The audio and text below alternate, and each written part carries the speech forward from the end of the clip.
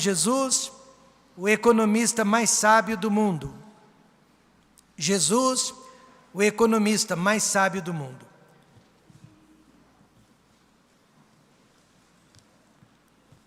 Nós já fizemos a leitura desta passagem, então podemos entrar diretamente no estudo.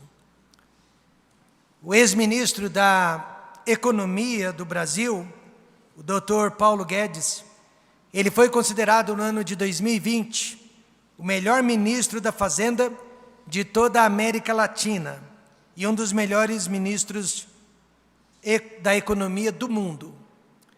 E apesar da pandemia do novo coronavírus, debaixo da sua liderança, da sua administração, nosso país teve a inflação mais baixa dentre todos os países desenvolvidos. Pela primeira vez na minha vida, o Brasil teve uma inflação mais baixa que a dos Estados Unidos. E olha, nosso PIB foi maior que o da China. Realmente algo espantoso para a realidade brasileira. Mas, apesar de todos os seus méritos, o Dr. Paulo Guedes está muito longe, muito distante do conhecimento e sabedoria do nosso Senhor e Salvador Jesus Cristo no campo da economia. Jesus Cristo, ele é o único economista que saberia como ajudar todas as classes econômicas que existem no mundo. Ou seja, ele é capaz de ajudar, aconselhar, orientar, desde os mais ricos até aos mais pobres. O rico, porque ele passa o tempo todo de sua vida tentando proteger aquilo que ele adquiriu, mas sabe que pode perder a qualquer momento do dia ou da noite. E o pobre, porque luta todos os dias para suprir as suas necessidades mais básicas. E somente Jesus Cristo tem solução para a situação financeira de cada ser humano que vem ao mundo. Aliás, ele disse para dois irmãos que estavam se matando, se gladiando, para saber quem iria ficar com a porção maior da herança dos pais. E Jesus disse para aqueles dois homens: acautelai-vos e guardai-vos da avareza, porque a vida de qualquer não consiste na abundância do que possui. Você sabia que durante a pandemia do novo coronavírus, 38 milhões de pobres, sem registro algum, sem auxílio social, foram descobertos pelo governo? Mas cada um deles já era conhecido pelo Senhor Jesus Cristo. Nós estamos falando de pessoas sem conta bancária, sem qualquer tipo de registro, sem fundo de garantia, sem INSS, sem CPF, mas todas elas conhecidas diante de Deus. Por isso que eu sempre digo que a pior decisão que um ser humano poderia fazer é trocar Deus pelo Estado, é trocar Deus pelo governo. Então, quais são as lições que Jesus Cristo nos ensina sobre os bens materiais que nós adquirimos ou deixamos de adquirir ao longo da nossa vida? Neste texto de Mateus 6, Jesus vai nos ensinar sobre o perigo da ganância, sobre o perigo da indiferença, sobre o perigo da idolatria e sobre o perigo da ansiedade no que diz respeito à nossa vida financeira. Em primeiro lugar, Jesus ensina: seja um cristão celestial e não mundano. Ele diz no verso 19: não ajunteis tesouros na terra, onde a traça e a ferrugem tudo consomem, e onde os ladrões minam e roubam. Ladrões, nós estamos rodeados deles. São aquelas pessoas ou instituições que estão atrás dos nossos bens materiais que nós adquirimos através do trabalho honesto. Traça e ferrugem são ações naturais do tempo que corroem tudo o que construímos. Jesus disse que não existe, então, investimento garantido neste mundo. Se você, nesta manhã, aplicar na Bolsa de Valores, corre o risco de perder tudo, da noite para o dia, dependendo do novo governo que se instala das novas medidas econômicas que são tomadas. E se você resolver investir em imóveis, também corre o risco de perdê-los, agora com a nova interpretação da lei de desapropriação para os imóveis que estão vazios. Por mais radical então que pareça, Jesus está ensinando que não vale a pena investir nesse mundo, mas sim investir no mundo vindouro. Ele disse no verso 20, mas ajuntai tesouros onde? No céu, onde nem a traça, nem a ferrugem consomem, e onde os ladrões não minam e nem roubam. Jesus não disse, irmãos, que é errado possuir tesouros terrestres, mas é errado ajuntá-los para o nosso bel prazer. Nós somos mordomos de tudo que Deus tem nos confiado. Quando eu me formei em administração de empresas, pela primeira vez nos Estados Unidos, o americano que ganhava $25 mil naquela época por ano, achava que precisava ganhar $54 mil por ano, a fim de alcançar o sonho americano. Mas aquele que ganhava $100 mil por ano, naquela época, achava que precisava ganhar $192 mil por ano para alcançar tal sonho. O que isso nos mostra? Que quanto mais ganhamos, mais achamos que precisamos ganhar. Ou seja, não há limites para as nossas necessidades e para os nossos desejos. Nós somos assim. Mas o que a Bíblia ensina? O contrário. Ela diz, mas é grande ganho a piedade, a vida cristã com contentamento. Um dos homens mais ricos do Brasil, cuja próstata já foi retirada dele, e ele precisa de uma haste na sua coluna para que ele possa se manter ereto. Recentemente desabafou, e ele disse, porque eu ainda estou vivo, preciso usar fraldas e não tenho mais prazer com a minha esposa. É isso que acontece quando alguém passa a vida inteira ajuntando tesouros para si mesmo e não para Deus. A vida consiste apenas em prazeres. E quando esses prazeres acabam, e eles hão de acabar, a vida então perde todo o seu valor. Já no céu, os nossos tesouros serão eternos, e eles nunca irão acabar. Vivemos melhor e dormimos melhor, sabendo o que nos aguarda após esta vida. Amém, irmãos?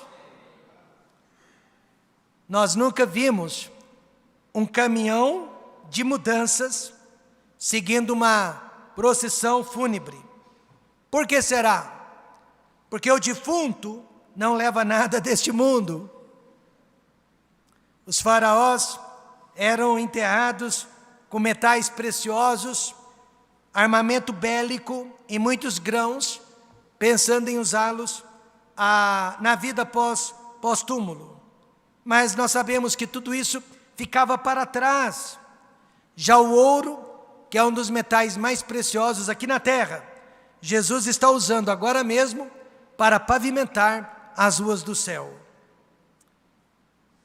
Então, irmãos, nós precisamos fazer como aquele mordomo da parábola de Lucas 16, sabendo ele que em breve seria chamado para dar conta do seu trabalho. Ele tratou logo de praticar o bem, ajudar as pessoas, perdoar dívidas, para que no futuro ele pudesse ter uma vida melhor. E assim também, eu e você precisamos usar agora os nossos bens materiais para garantir os nossos prêmios no céu, principalmente porque sabemos que nada levaremos deste mundo. Um senhor de 92, 93 anos de idade me procurou há 3 anos e ele disse: irmão Rômulo, eu tenho $50 mil que eu poderia deixar para os meus filhos, para a minha família, mas eu sei que eles irão gastar com carros, eles irão gastar com passeios. Eu prefiro que esse dinheiro seja investido na obra de Deus, para que não cesse de existir, para que não cesse de frutificar e se multiplicar. E ele investiu esses $50 mil no ministério de Ribeirão Preto. Amém, irmãos? É sobre isso que nós estamos falando nesta manhã. As possessões ficam, mas como elas foram usadas em favor do reino de Deus, é que irá nos acompanhar por toda a eternidade. Nesta parábola, Jesus disse: e eu vos digo, granjeai amigos, como, Senhor Jesus? Com as riquezas da injustiça, dinheiro, para que quando estas vos faltarem, e irão nos faltar, vos recebam eles nos tabernáculos eternos. Portanto, Jesus nesta manhã não está preocupado com quanto você possui, mas se você é fiel a Deus com o que você possui. Não é possível ajuntar tesouros na terra e no céu ao mesmo tempo.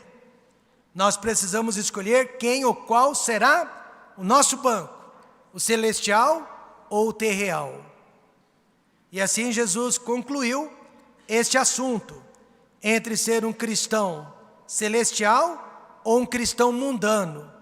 No verso 21, porque onde estiver o vosso tesouro, aí estará também o vosso coração. E as pessoas que me conhecem há 29 anos sabem que o nosso tesouro sempre esteve na obra de Deus. O nosso tesouro sempre esteve neste lugar. Entende agora porque Jesus é o economista mais sábio do mundo?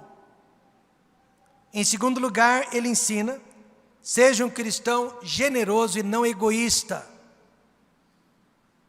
E agora eu vou explicar este versículo. A candeia do corpo são os olhos, de sorte que se os teus olhos forem bons, todo o teu corpo terá luz. O que os nossos olhos, irmãos, tem a ver com a nossa vida financeira. O que os nossos olhos tem a ver com os nossos bens materiais. Se os olhos são bons, haverá luz em nós. A luz aqui se refere à nossa generosidade, à nossa simplicidade em relação às riquezas. Nós seremos mais felizes e nós seremos mais realizados através do contentamento. Mas o contrário também é verdade. Se os nossos olhos são maus, mais ansiosos e ambiciosos seremos. Então nós somos o que os nossos olhos estão enxergando, buscando, caçando neste mundo. Quem olha para o alto está cheio de luz, mas quem fica olhando para baixo está cheio de trevas. Assim Paulo explicou em Colossenses 3:2. Pensai nas coisas que são de cima, e não nas que são da terra. Naquela época, os judeus chamavam as pessoas avarentas e sovinas, as pessoas materialistas, de olho sujo. Era um xingamento. Lá vai um olho sujo. Quer dizer, lá vai um avarento, um sovina.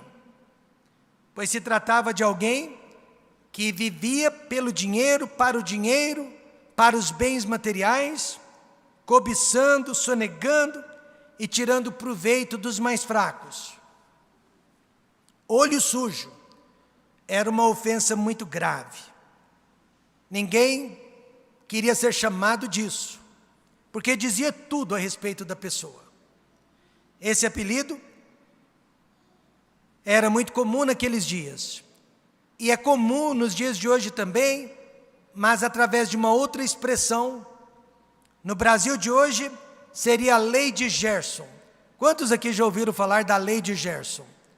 Só os mais velhos. A geração atual nem sabe o que é a lei de Gerson. A lei de Gerson não dá certo no reino de Deus. Ela não condiz com a vida cristã. Que lei é esta? É a lei que diz assim: gosto de levar vantagem em tudo, certo? Leve vantagem você também. Leve Vila Rica. E Vila Rica era a marca de um cigarro famoso que havia no Brasil e que já dizimou milhares e milhares de pessoas através do câncer. Agora, essa lei não condiz conosco, porque, primeiramente, o crente não fuma, amém, irmãos? Mas também o crente não nasceu para tirar proveito das pessoas, o crente não nasceu para levar vantagem em tudo. Então Jesus disse que se os seus olhos forem sujos, o seu corpo inteiro será sujo também. Ou seja, a sua atitude para com o dinheiro revela também o seu interior, a sua alma. Portanto, o egoísmo é um pecado que afeta todas as demais áreas de nossas vidas. Isso é muito sério. Alguns anos atrás, um casal veio fazer parte de nosso ministério, de nossa igreja. Que bênção! O tempo que durou conosco, eles foram uma bênção. Certa vez eu fui fazer uma visita pastoral, alguém que havia visitado a nossa igreja. Chegando na casa daquela visita, a senhora da casa me disse: o senhor conhece o casal fulano de tal? Eu disse: sim, eles estão conosco já há algum tempo, são uma bênção. Aí a dona da casa disse: pastor, cuidado com eles, eu os conheço há mais tempo que o senhor, e eu tenho certeza que no dia que eles começarem a ganhar dinheiro, eles vão abandonar a igreja, eles vão deixar a igreja. E naquela noite eu fiz o que eu sempre faço com as críticas que chegam aos meus ouvidos: eu ignoro. Amém, irmãos? Eu ignoro, eu rejeito, eu desprezo. Não pensei mais no assunto. Mas infelizmente, alguns anos depois, esse casal passou a ganhar dinheiro, muito dinheiro, e consequentemente deixou realmente a nossa igreja, como aquela dona da casa havia predito. Quem não aprende a ser generoso na pobreza, a ser fiel na pobreza, jamais será generoso e fiel na riqueza. Veja que no início do capítulo 6, Jesus ensinou que não é generosidade qualquer oferta que nós divulgamos, que nós propagamos, que nós tocamos trombeta, mas sim aquela que é feita em secreto, só para Deus ver e só para Deus saber. Veja o que ele disse: guardai-vos de fazer a vossa esmola diante dos homens, para serdes vistos por eles. Aliás, não tereis galardão junto de vosso Pai que está nos céus. Entende agora porque Jesus é o economista mais sábio do mundo? Porque o bom investimento é aquele que mira o céu, o coração de Deus, e não a nossa alta promoção. Mas ele ensina em terceiro lugar: seja um crente fiel e não dividido. No verso 24, ninguém pode servir a dois senhores, porque ou há de odiar um e amar o outro, ou se dedicará a um e desprezará o outro. Não podeis servir a Deus e a Mamon, e a palavra Mamon se refere ao dinheiro, amor aos bens materiais, dedicação ao trabalho é um Mamon, e tudo aquilo que toma o lugar de Deus é um Mamon em nossas vidas. Eu nunca vi ninguém ficando rico trabalhando aos domingos, amém, irmãos? Nunca vi ninguém prosperando, sacrificando o dia do Senhor pelo dinheiro. Na época de Jesus, havia mestres, e havia escravos sim, e nenhum escravo podia ter mais que um mestre, era inconcebível. E Jesus está então se apropriando daquela cultura e dizendo: você como escravo não pode ter dois mestres, você só pode ter um, ou é Deus ou é o Mamon, ou é Mamon ou é Deus. Por muitos anos Israel tentou servir a Deus Jeová e a Baal, símbolo do diabo, mas aí Deus lhes mostrou que essa situação não era possível, pois ou eles estariam agradando a Deus ou desagradando a Deus. O dinheiro é capaz de dividir a nossa devoção entre Deus e este mundo, entre Deus e as pessoas, e até entre Deus e nós mesmos. Nosso dinheiro precisa servir a Deus. E agora ouça, e se o nosso dinheiro estiver servindo a Deus, irá nos servir também. O problema é quando nós estamos servindo ao dinheiro. Como sabemos disso?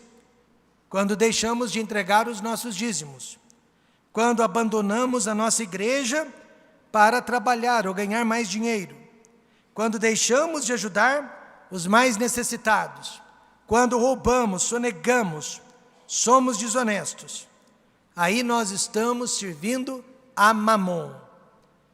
Alusão a um deus pagão que existia naquela época, mas que Jesus usou como símbolo dos nossos bens materiais. Mamon é símbolo do dinheiro. Então a Bíblia diz que deveríamos usar o nosso mamon para a honra e a glória de Deus. Veja Provérbios 3:9, honra o Senhor com os teus bens ou com o seu mamon e com a primeira parte de todos os teus mamons, com a primeira parte de todos os teus ganhos. Agora existe um ditado que diz assim: você sempre irá fazer algum tipo de sacrifício pelo seu ídolo. Se você é alguém que se sacrifica pelo dinheiro, mas não se sacrifica por Jesus Cristo, não se deixe enganar. O dinheiro é o seu Deus e não Jesus Cristo. Agora há pouco eu estava comentando com o irmão Clóvis que se você for para os Estados Unidos, trabalhar 60 horas por semana, você ganha bem.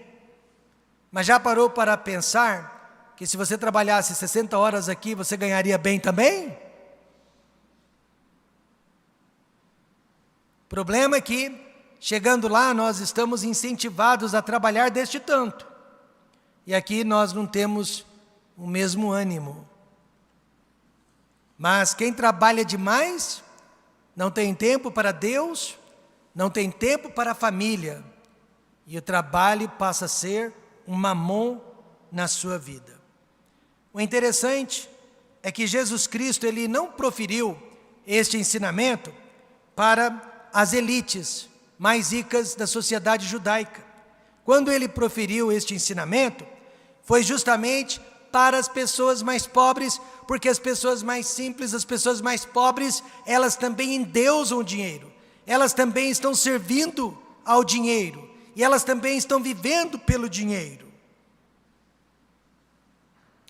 Por que você não consegue participar fielmente da escola bíblica dominical? Perguntei para um jovem novo convertido, e como é típico do novo convertido, ele falou a verdade: pastor, domingo de manhã é o meu horário para lavar o meu carro, para higienizar o meu carro, que eu uso durante a semana.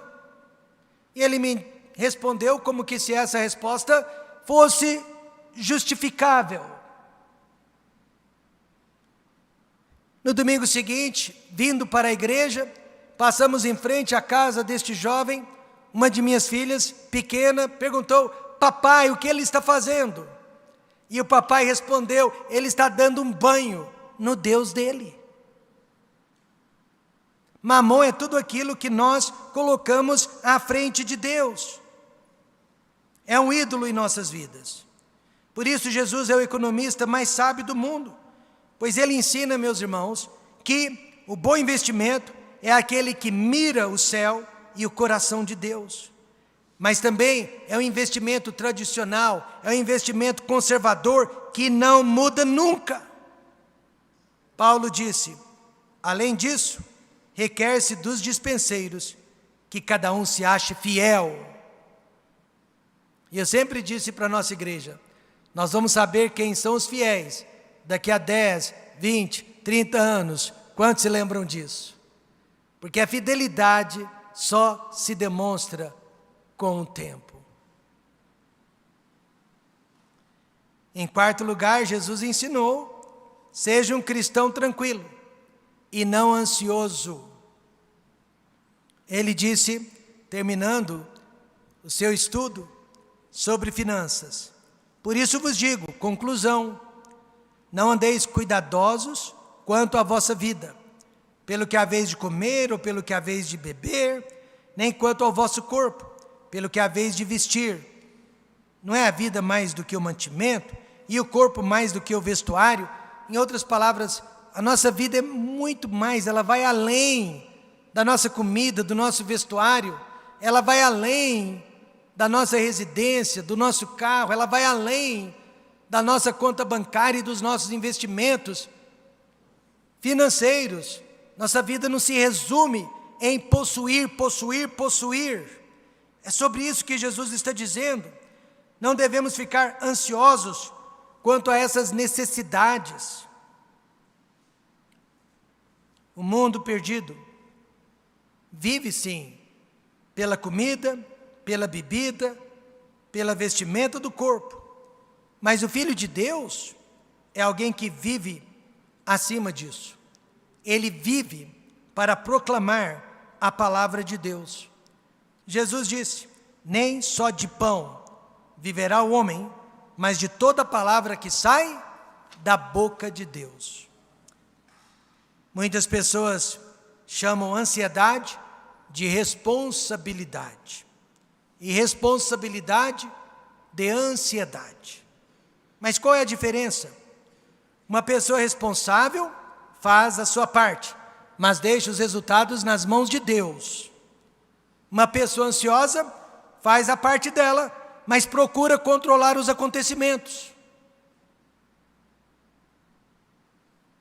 Certa vez, o pessoal da cozinha preparou um banquete delicioso para a nossa igreja, mas no dia do banquete, faltou comida. Não foi culpa da cozinha, culpa das pessoas que decidiram vir de última hora. Claro que a cozinha podia também ter se preparado para isso, porque sempre acontece. Aí vieram mais pessoas que o esperado. Infelizmente, o líder da cozinha, do banquete, foi criticado por pessoas maldosas.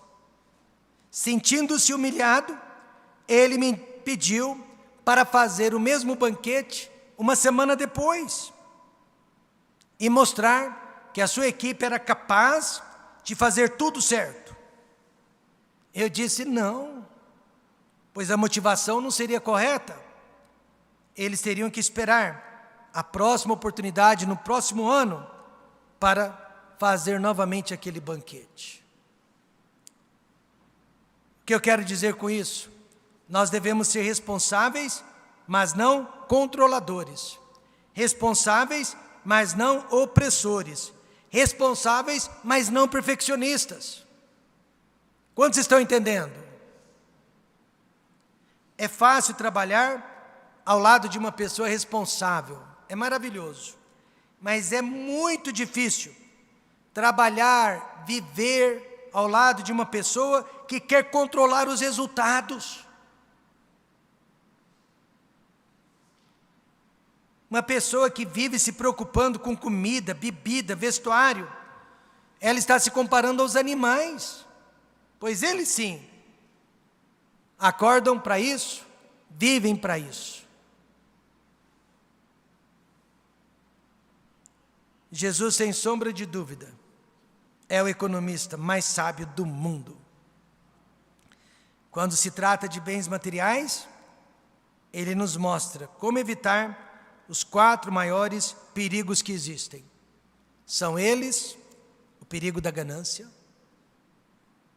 o perigo da indiferença, o perigo da idolatria e, por último, o perigo da ansiedade. Aí ele conclui no versículo 25. Vamos todos ler juntos numa só voz. Mateus 6:25, nos coloquemos em pé e vamos ler a conclusão de Jesus.